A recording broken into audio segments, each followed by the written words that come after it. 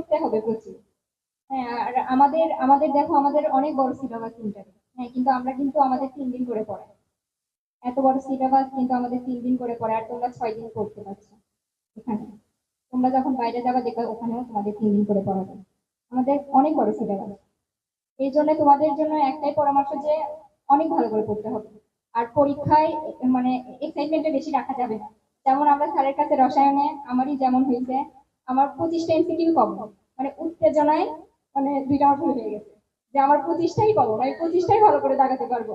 কিন্তু আমার 25টাই কমন দেখে আমার উত্তেজনায় 2টা ভুল হয়ে গেছে। আসলে পরীক্ষার আগে তোমাদের পরীক্ষারও বেশি মানে সময় নাই, 15 তারিখ থেকে পরীক্ষা। অনেক পড়তে হবে। পরীক্ষার এই কয়টা দিন অনেক ভালো করে পড়ো, রিল্যাক্সে পরীক্ষা দিবে, কোনো প্যারা নাই।